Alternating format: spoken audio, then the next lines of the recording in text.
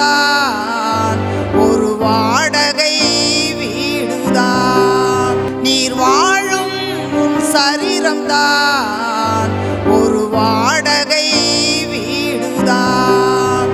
உன் சரீரம் உனக்கு சொந்தமல்ல, அது மண்ணுக்கு திரும்பும் மண்ணுதான். உன் சரீரம் உனக்கு சொந்தமல்ல, அது மண்ணுக்கு திரும்பும் மண்ணுதான். ஆவியே நீர் இதை நினைத்தாயோ, ஆத்துமாவே நீர் இதை சிந்தித்தாயோ. ஆவியே நீர் இதை நினைத்தாயோ, ஆத்துமாவே நீர் இதை சிந்தித்தாயோ. இப்புவியில் நீ வாழும் போது அதில் துன்பம் உண்டு, துயரம் உண்டு. இப்புவியில் நீ வாழும் போது அதில் துன்பம் உண்டு, துயரம் உண்டு. நிரந்தரம் அல்ல, நிரந்தரம் அல்ல, அது நிரந்தரம் அல்ல, நிரந்தரம் அல்ல. ஆவியே நீர் இதை நினைத்தாயோ, ஆத்துமாவே நீர் இதை சிந்தித்தாயோ. ஆவியே நீர் இதை நினைத்தாயோ, ஆத்துமாவே நீர் இதை சிந்தித்தாயோ. நீர் வாழும் வாழ்க்கைதான் ஒரு வாடகை வீடுதான். நீர் வாழும் வாழ்க்கைதான் ஒரு வாடகை வீடுதான். மேலே போகும்போது உனக்கு 2 வீடு உண்டு. மேலே போகும்போது உனக்கு 2 வீடு உண்டு. அதில் சொந்த வீடு பரதேசி, வாடகை வீடு பாதாளம். அதில் சொந்த வீடு பரதேசி, வாடகை வீடு பாதாளம்.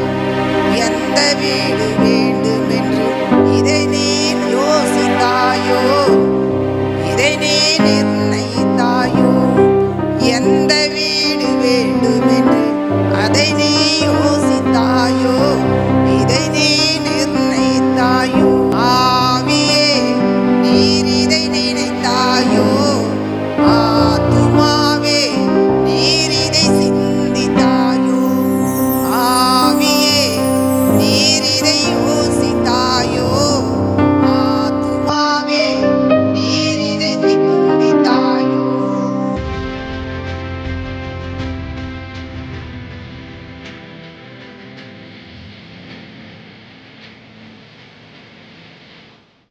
கர்த்தருடைய பரிசுத்த நாமத்துக்கு ஸ்தோத்திரம். பெதஸ்தா சுவிசேஷ ஜெப ஆலயத்தின் மூலமாக உங்கள் அனைவரையும் வாழ்த்துகிறேன். தலைப்பு ஆவி ஆத்ம சரீரத்தை குறித்தான ரகசியங்கள். இந்த ரகசியத்தை குறித்து நாம் வேத ஆராய்ச்சிக்கு நாம் உள்ளே நுழைவோம். ஒரு மனிதனுக்கு மிக முக்கியமான 3 காரியங்கள் இருக்கிறது.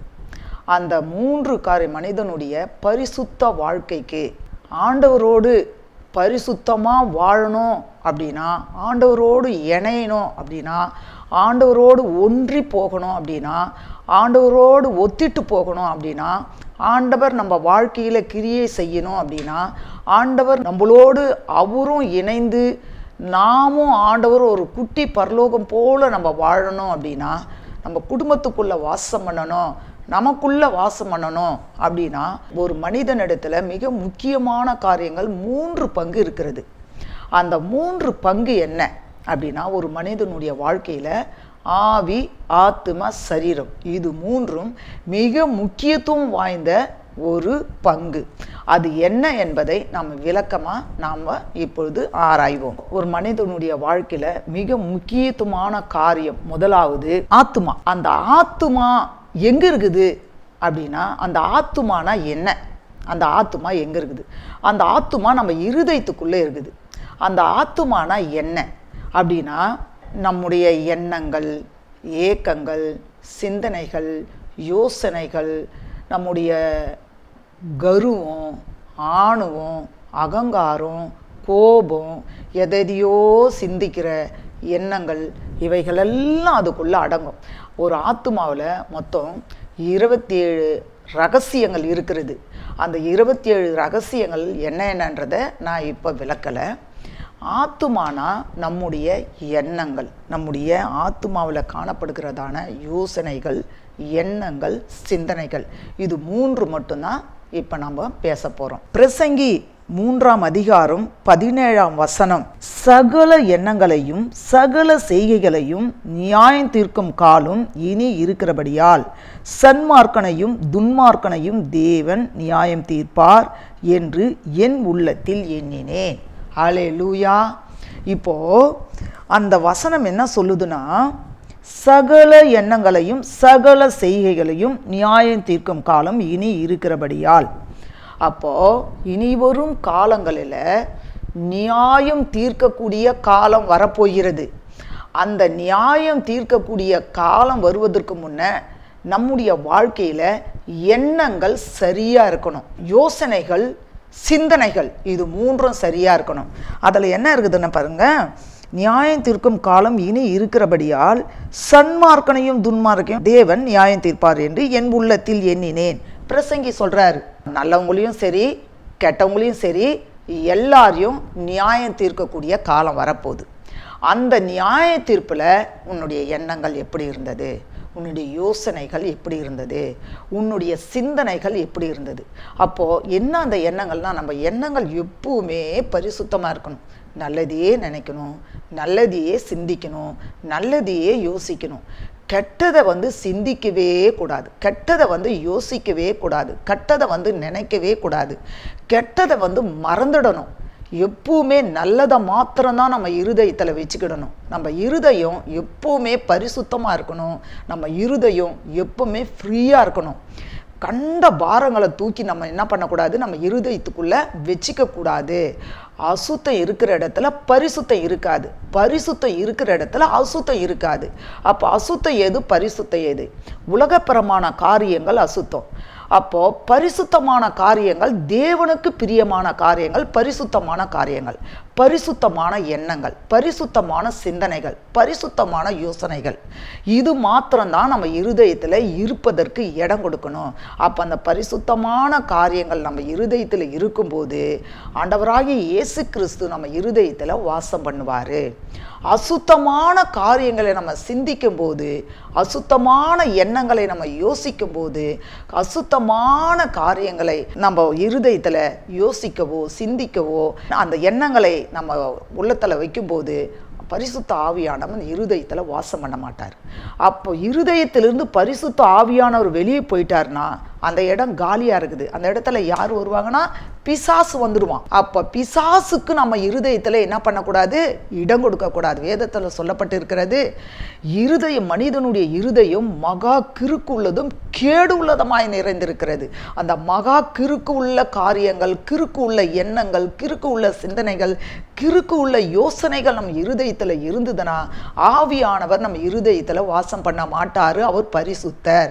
பரிசுத்தர் நம்ம இருதயத்தில் இருக்கணும்னா நாம பரிசுத்தமான எண்ணங்களையும் பரிசுத்தமான சிந்தனைகளையும் பரிசுத்தமான யோசனைகளையும் நம்ம இருதயத்தில் இடம் பிடிக்க நாம நம்மளை சரிப்படுத்தணும். ஹல்லேலூயா. பிரசங்கி 11:9 வசனத்தை வாசிக்கும் பொழுது, வாலிபனே உன் இளமையிலே சந்தோஷப்படு, உன் வாலிப நாட்களிலே உன் இருதயம் உன்னை பூரிப்பாக்கட்டும், உன் நெஞ்சின் வழிகளிலும் உன் கண்ணின் காட்சிகளிலும் நட. ஆனாலும் இவை எல்லாவற்றின் நிமித்தமும் தேவன் உன்னை நியாயத்திலே கொண்டு வந்து நிறுத்துவார் என்று அறி.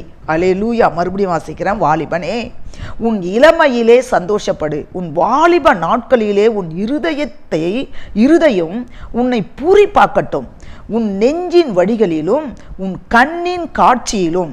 பார்த்தீங்களா, உன் நெஞ்சின் வழிகளிலும். அப்போ நம்ம நெஞ்சில பரிசுத்தமான எண்ணம் தான் இருக்கணுமே தவிர அசுத்தமான எண்ணம் நம்ம நெஞ்சியில் இருக்கக்கூடாது. என்னது அது பரிசுத்தமான எண்ணம், அசுத்தமான எண்ணம்? அசுத்தமான எண்ணம்னா குடிக்கலாமா, பீடி பிடிக்கலாமா, சிகரெட் அடிக்கலாமா, இல்லை யாரையாவது தவறான வழியில் பெண்களை தொடர்பு கொள்ளலாமா, அல்லது திருடலாமா, பொய் பேசலாமா, இல்லை வேற யாரையாவது பழி வாங்கலாமா, இப்படியெல்லாம் யோசிக்கிறீங்க பாரு. இதுதான் இருதயத்தில் நினைக்கக்கூடிய தவறான எண்ணங்கள்.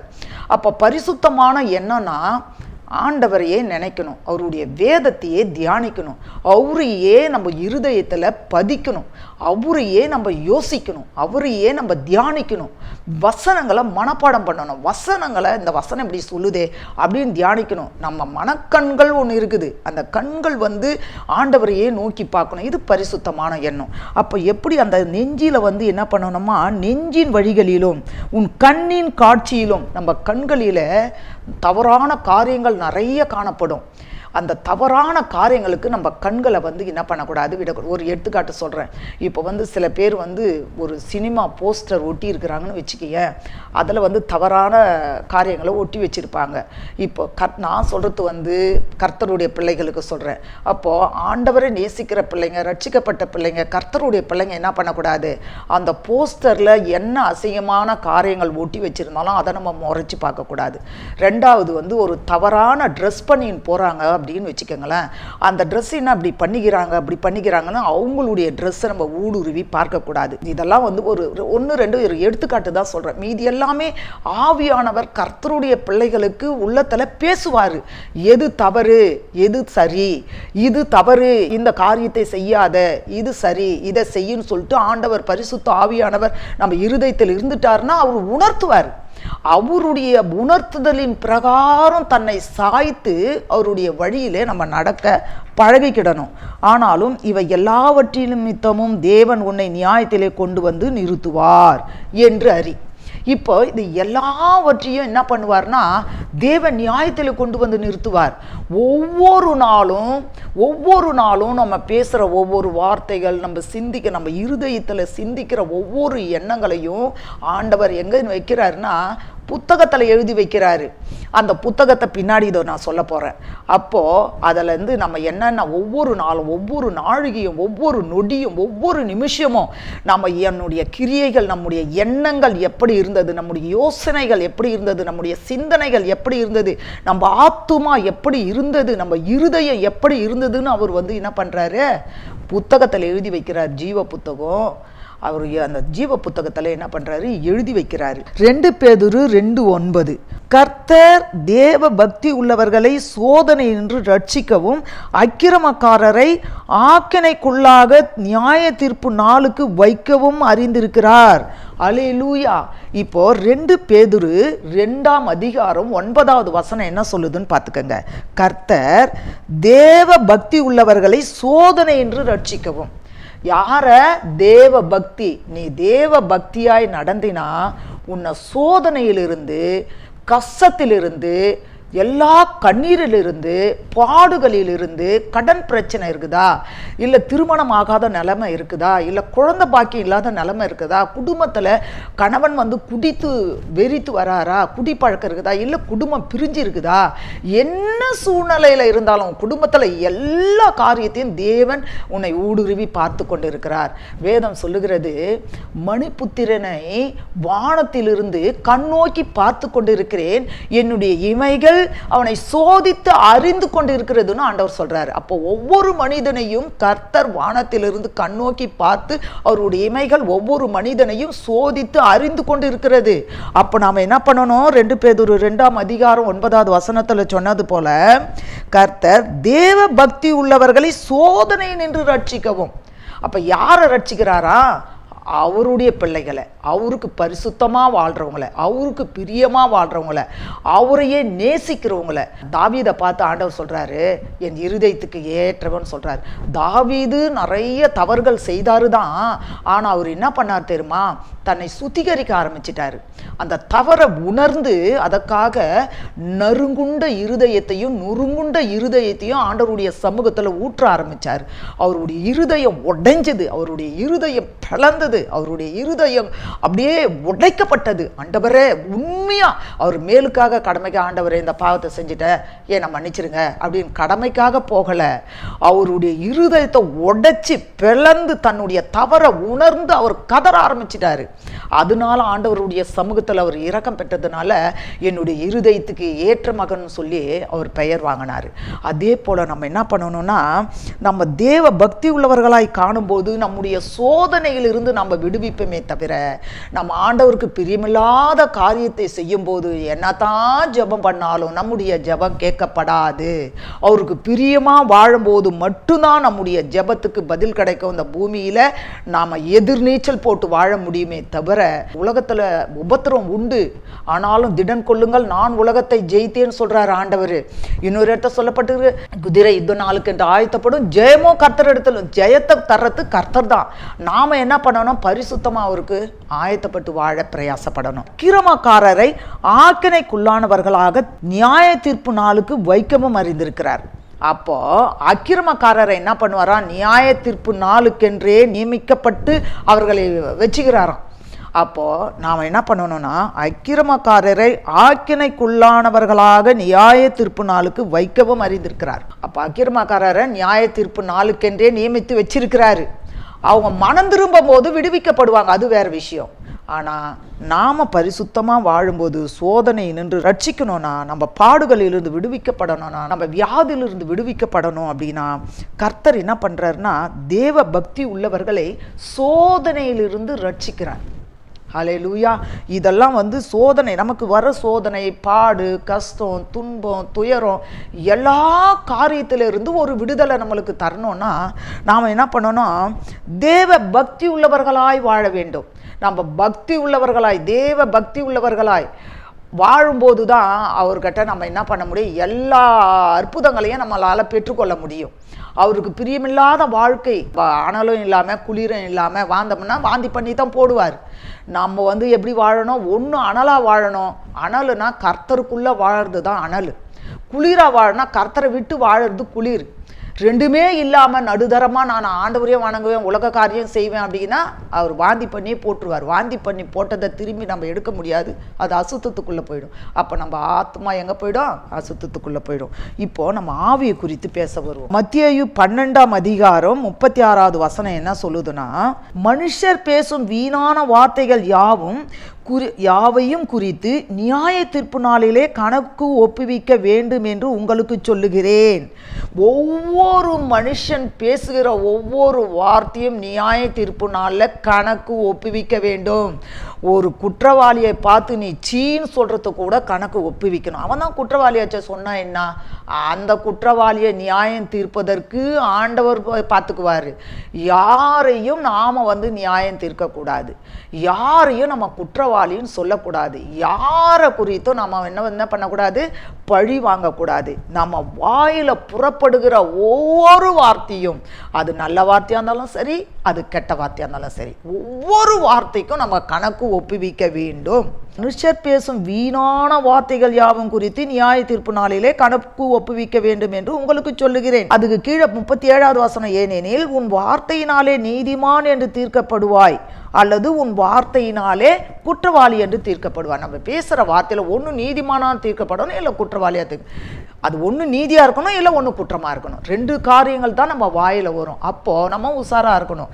நம்ம வாயில் நீதியானதை மாத்திரம் பேசணுமே தவிர குற்றமானதை நம்ம வாயால் பேசக்கூடாது. நியாய தீர்ப்பு நாளில் நம்ம கணக்கு ஒப்புவிக்கணும். ஒவ்வொரு வார்த்தைக்கும் கணக்கு ஒப்புவிக்கணும். நல்லதையே பேசினாலும் சரி, ஆண்டவர் சொல்கிறாரு அதிகம் பேசக்கூடாதுன்றார். அதிகம் பேசினா அதில் பாவம் பிறக்கும். அதனால் வார்த்தைகளை பார்த்து அளந்து பயபக்தியாக பேசணும். ஒரு வார்த்தை நம்ம வாயில் வெளியே வருதுன்னா அந்த வார்த்தைக்கு சரியாக பேசணுமா தவறாக பேசணுமா அப்படின்றத நம்ம ரொம்ப யோசித்து பார்த்து பேசணும். புரியுதுங்களா? அதுக்கு அடுத்து வெளிப்படுத்தல் விசேஷம் 14ஆம் அதிகாரம் 5ஆம் வசனத்தில் என்ன சொல்லப்பட்டு இருக்கிறதுனா, இவைகளுடைய வாயிலே கபடம் காணப்படவில்லை, இவர்கள் தேவனுடைய சிங்காசனத்திற்கு முன்பாக மாசு இல்லாதவர்களாயிருந்தார்கள். பார்த்தீங்களா? நியாய தீர்ப்பு நாளில் சிங்காசனத்துக்கு முன்பாக நாம் பேசின ஒவ்வொரு வார்த்தைகளையும் ஒவ்வொரு நொடியிலையும் ஒவ்வொரு நிமிஷத்திலையும் வரைக்கும் பேசின வார்த்தைகளுக்கு கணக்கை ஒப்புவிக்கணும். எதை பேசணும், எதை பேசாத இருந்தோம், பேசின அத்தனை வார்த்தைக்கும் கணக்கு ஒப்புவிக்கணும். அப்போ இவர்களுடைய வாயிலே கபடம் காணப்படவில்லை, கள்ளங்கபடி இல்லாது. அதனால்தான் ஆண்டவர் சொல்றாரு, சிறு பிள்ளைகள் பரலோக ராஜ்யத்துக்கு தகுதி உடையவர். சிறு பிள்ளைகள் என்னிடத்தில் வருவதற்கு தடை பண்ணாது. அந்த சிறு பிள்ளையை போல நம்முடைய இருதயம் மாறலன்னா நம்ம பரலோகம் போக முடியாது. அதில் என்ன, இவர்களுடைய வாயிலே கபடம் காணப்படவில்லை. இவர்கள் தேவனுடைய சிங்காசனத்துக்கு முன்பாக மாசில்லாதவர்களாய் இருந்தார்கள். அப்ப யார் மாசில்லாதவர்களாய் தேவனுடைய சிங்காசனத்திற்கு முன்பாக நிற்பாங்கன்னா, கர்த்தருக்கு பரிசுத்தமாய் வாழ்கிறவர்கள், கர்த்தருடைய பிள்ளைகள். கிறிஸ்தவர்கள் சொல்லலாம், ஆனா கிறிஸ்து அவங்க இருதயத்துக்குள்ள வாசம் பண்றவங்க தான் கிறிஸ்தவர்கள். நான் கிறிஸ்தவர்கள் பெயர் பெற்றால் கிறிஸ்தவர்கள் அல்ல, கிறிஸ்து இருதயத்தில் வாசம் பண்றவங்க தான் கிறிஸ்தவர்கள். அப்போ அவங்க தான் என்ன பண்ணுவோம், குற்றமில்லாதவர்களாய் வந்து கர்த்தருடைய சமூகத்தில் நியாய தீர்ப்பு நாளில் நிற்க முடியும். அது எல்லாருக்குமே, அதுதான் சன்மார்க்கன் துன்மார்க்கன் எல்லாருக்குமே நியாயம் தீர்க்கப்படுதுன்னு சொல்லி சொல்லப்பட்டிருக்குது. சிங்காசனத்திற்கு மாசில்லாதவர்களாய், மாசுனா என்ன, கரை திரை அற்றவர்களாய், கரை திரை அற்றவர்களாய், ஒரு பரிசுத்தம் உள்ளவர்களாய் அவருடைய சமூகத்தில் நாம் நிற்கணும். அப்போ நாம் என்ன பண்ணணும்னா, நம்ம வாழ்க்கையில பரிசுத்தமாய் வாழ கற்றுக்கணும், பரிசுத்தமாய் பேச கற்றுக்கிடணும். நம்ம வார்த்தை மிக முக்கியம். அதாவது வந்து சில கிறிஸ்தவர்கள் என்ன நினைக்கிறாங்கன்னா, விபச்சாரம் பண்ணுறதும் வேசிதனம் பண்ணுறதும் தான் பாவம், அதே மாதிரி குடிக்கிறது பாவம், திருடுறது பாவம், பொய் சொல்றது பாவம், இப்படிப்பட்டதெல்லாம் தான் பாவம் அப்படின்னு நினைக்கிறாங்க. விக்கிரக ஆராதனை பண்ணுறது பாவம்னு கிடையவே கிடையாது. நம்ம ஆண்டவர் பரிசுத்த ஆவியானவரை நம்மளை விட்டு வெளியேற்றுற முதல் பாவமே நம்ம வாயில் இருக்கிற வார்த்தை தான், நம்ம வாயில் வர வார்த்தை தான். நீ பரிசுத்தமாக பேசினா பரிசுத்த ஆவியானவர் இருதயத்தில் உட்காருவார், நீ அசுத்தமாக பேசினா அடுத்த செகண்டும் இருதயத்தை விட்டு வெளியேறிடுவார். மறிந்ததுடைய இருதயம் கண்ணாடி போன்றது. இருதயத்தை என்ன பண்றானா, பிசாசம் பிடிச்சிருப்பான், பரிசுத்த ஆவியானவர் பிடிச்ச. நீ பிசாசுக்கு இடம் கொடுக்கும் போது பரிசுத்த ஆவியானவர் வெளியே போயிடுவார், பிசாசு உள்ள வந்துடுவான். நீ பரிசுத்த ஆவியானவருக்கு பயந்து இடம் கொடுக்கும் போது ஆவியானவர் உள்ள வருவார், பரிசுத்த ஆவியானவர் உள்ள வருவார், அசுத்த ஆவி அந்த பிசாசு வெளியே போயிடுவான். நம்ம இருதயத்தை கண்ணாடி கடல் போல பாதுகாத்து கொள்ள வேண்டும். நியாய தீர்ப்பு நாள்ல கண்ணாடி கடல் போல இருதயத்துல என்ன சிந்திச்ச, என்ன யோசித்த, என்ன எண்ணம் கொண்டன்றத அப்படியே கண்ணாடி மாதிரி காட்டிடும். நீ எதையுமே மறைக்க முடியாது. நம்ம இருதயத்தை கண்ணாடி மாதிரி நியாய தீர்ப்பு நாள்ல காட்டும். நம்ம ரொம்ப பயபக்தியா பேசணும். நம்ம பேச்சு தான் நம்மளை வந்து ஆண்டவருக்குள்ள வாழ வைக்கிறதும் ஆண்டவரை விட்டு பிரிக்கிறதும். புரியுதா? நம்ம வார்த்தை மிக முக்கியம். ரெண்டாவது, அடுத்தது நான் சரீரத்துக்குள்ள வரேன். பிரசங்கி 12ஆம் அதிகாரம் 14வது வசனம் என்ன சொல்லுதுன்னா, ஒவ்வொரு கிரியையும் அந்த அந்தரங்கமான ஒவ்வொரு காரியத்தையும் நன்மையானாலும் தீமையானாலும் தேவன் நியாயத்திலே கொண்டு வருவார். மறுபடியும் வாசிக்கிறேன். ஒவ்வொரு கிரியையும் அந்தரங்கமான ஒவ்வொரு காரியத்தையும் நன்மையானாலும் தீமையானாலும் தேவன் நியாயத்திலே கொண்டு வந்து நிறுத்துவார். அல்லேலூயா. ஒவ்வொரு காரியத்தையும், ஒவ்வொரு, அது நன்மையானாலும் சரி அது தீமையானாலும் சரி, நீ என்ன பண்ணியிருந்தாலும் உன்னுடைய கையின் கிரியைகள், உன்னுடைய சரீரத்தின் கிரியைகள். இப்போ வந்து சரீரத்தில் மிக முக்கியமான பாவம் விபச்சார பாவம், வேசிதன பாவம் நீங்கள் நினைக்கிறீங்க. கிடையவே கிடையாதுங்க. அது மட்டும்தான் இல்லை, அது பாவம் தான், அது முக்கியமான பாவம் தான். அது மட்டும்தான் பாவம் நினச்சிக்க நம்ம இஷ்டம் போல திருடுறோம், கொள்ளடிக்கிறோம், ஒருத்தவங்க பணத்தை ஏமாத்துறோம். இந்த சரீரத்தால் என்ன ஒன்னாலும் செய்யறாங்க, என்ன ஒன்னாலும் பண்றோம். இந்த சரீரம் வந்து மிக முக்கியமானது. சரீரம் மண்ணுக்கு திரும்புற மண்ணு தான். ஆனா இந்த சரீரம் மகிமை அடைய போகிற சரீரம். இந்த சரீரம் மகிமை அடைந்து மறுரூபமாக்கப்பட்டு மரித்தோரும் உயிரோடு இருக்கிறவங்களும் எழுப்பப்பட போகிற சரீரம். இந்த சரீரம் கர்த்தருக்கு மிகவும் பரிசுத்தமான ஒரு சரீரமா நாம பாதுகாத்து கொள்ளணுங்க. பிரசங்கி 3ஆம் அதிகாரம் 17வது வசனம் பாருங்க. சகல எண்ணங்களையும் சகல செய்கைகளையும் நியாயம் தீர்க்கும் காலம் இனி இருக்கிறபடியால் சன்மார்க்கனையும் துன்மார்க்கையும் தேவன் நியாயம் தீர்ப்பார் என்று என் உள்ளத்திலே எண்ணினேன். மறுபடியும் அந்த வசனம் வருது. அல்லேலூயா. அதுக்கு கீழே அந்த வசனம் மறுபடியும், அதாவது அதாவது சகல எண்ணங்களையும் சகல செய்கைகளையும் நியாயம் தீர்க்கும் காலம் இனி இருக்கிறபடியால் சன்மார்க்கனையும் துன்மார்க்கனையும் தேவன் நியாயம் தீர்ப்பார். அப்போ நம்ம சரீரம் எவ்வளோ முக்கியமான, அதாவது நம்ம சரீரம் குடிச்சு வெறிக்கிறதுக்கோ, நம்ம சரீரத்தைய பாழடிச்சுக்கிறதோ, அதாவது போதைப் பொருளை யூஸ் பண்ணி சரீரத்தை கிழிக்கிறது, வெட்டிக்கிறது, ரத்தம் வர வைக்கிறது, தற்கொலை பண்ணிக்கிறது, நம்ம சரீரத்தை அடிக்கிறது, நம்ம சரீரத்தை கெடுக்கிறது, விபச்சாரத்துக்கு ஒப்பு கொடுக்கறது, வேசித்தனத்துக்கு ஒப்பு கொடுக்கறது, அதுக்கப்புறம் சண்டை போடுறதுக்கு ஒப்பு கொடுக்கறது, அப்புறம் திருடுறதுக்கு ஒப்பு கொடுக்கறது, அப்புறம் கொலை பண்ணுறதுக்கு ஒப்பு கொடுக்கறது, நம்மளையே தற்கொலை பண்ணிக்கிறது, இப்படிப்பட்ட காரியங்கள்லாம் நம்ம சரீரத்தை என்ன பண்ணிக்கூடாது, நம்மளை கெடுத்துக்க கூடாது. இந்த சரீரத்தை உண்டாக்குனது ஆண்டவராகிய இயேசு கிறிஸ்து. இந்த சரீரம் அவருக்கு அந்த சரீரம் மண்ணுக்கு போகுது, ஒண்ணுமேத்துக்கும் உதவாதுன்னு தான் நம்ம சொல்றோமே தவிர இந்த சரீரம் மகிமை அடைய போகுதுங்க. வெளிப்படுத்தல் 20வது அதிகாரத்துல 12வது வசனம் என்ன சொல்லுது பாருங்களேன். மரித்தோராகிய சிறியோரையும் பெரியோரையும் தேவனுக்கு முன்பாக நிற்க கண்டேன். அப்போது புஸ்தகங்கள் திறக்கப்பட்டன. ஜீவ புஸ்தகம் என்னும் வேறொரு புஸ்தகமும் திறக்கப்பட்டது. அப்பொழுது அந்த புஸ்தகங்களில் எழுதப்பட்டவைகளின்படியே மரித்தோர் தங்கள் தங்கள் கிரியைகளுக்கு தக்கதாக நியாய தீர்ப்படைவார்கள். பார்த்தீங்களா என்ன சொல்லுதுன்னு பாருங்க. மரித்தோர் தங்கள் கிரியைக்கு தக்க நியாய தீர்ப்பு அடைவார்கள் என்று சொல்லப்பட்டிருக்கிறது. அப்போ நம்ம இந்த வசனத்தை நீங்க மறுபடியும் வாசித்து பாருங்க. 20:12 அதிகாரம். அப்போ சத்திய தேவன் பெரிய வெள்ளை சிங்காசனத்தில் அமர்ந்து நம்மளுக்கு நியாயம் தீர்ப்பார். அப்போ சிறியோர் பெரியோர் சன்மார்க்கர் துன்மார்க்கர் யாவரும் அந்த சிங்காசனத்துக்கு முன்பாக வெளிப்பட வேண்டும். அல்லேலூயா. மனிதனின் ஆத்துமாவில் உருவான எண்ணங்கள், நம்ம ஆத்துமாவில் உருவான எண்ணங்கள் 3 சொன்ன, ஆத்துமா ஆவி சரீரம். இந்த ஆத்துமாவில் உருவார எண்ணங்களுக்கு ஆட்டுக்குட்டியானவருடைய ஜீவ புத்தகத்தில் எழுதும். நம்ம என்னென்ன எண்ணம் வச்சோம், என்ன சிந்திச்சோம், என்ன யோசித்தோன்றத ஆட்டுக்குட்டியானவருடைய ஜீவ புத்தகத்தில் எழுதுவாங்க. புரியுதுங்களா? நம்ம வாயினால் வந்த வார்த்தையை பரிசுத்த ஆவியானவருடைய ஞாபக புத்தகத்தில் எழுதுவாங்க. நம்ம சரீரத்தில் செய்த பாவமான கிரியைகளை பிதாவாகிய தேவன் ஜீவ புத்தகத்தில் எழுதுவாரு. அப்போ நம்ம பரலோகத்தில், நம்ம பரதீசியில இருந்து நம்ம 1000 வருட அரசாட்சி முடிந்து பரலோகம் போகும்போது, வெள்ளை சிங்காசனத்துக்கு போகும்போது நியாய தீர்ப்புல எழுதி வைக்கிறாங்க. அந்த நியாய தீர்ப்புல இந்த 3 புத்தகங்கள் திறக்கப்படும். இந்த 3 புத்தகத்துல என்னென்ன எழுதி வச்சிருக்கிறாங்களோ அது அத்தனையும் நம்மள நியாயம் தீர்க்கும். அல்லேலூயா. அருமையான வேலையில கூட நாம் ஜெபிப்போம். அன்பின் ஆண்டவரே, இந்த வேலையில கூட ஆவியை குறித்தும் ஆத்துமாவை குறித்தும் சரீரத்தை குறித்தும் ஆண்டவரே நாங்கள் பேச, ஆண்டவரே நீர் கிருபை செய்தமைக்காக உமக்கு நன்றி செலுத்துகிறோம். ஆண்டவரே ஒவ்வொரு புத்தகங்களும் ஆண்டவரே, நிறைய பரலோகத்திலே புத்தகங்கள் இருக்கிறது.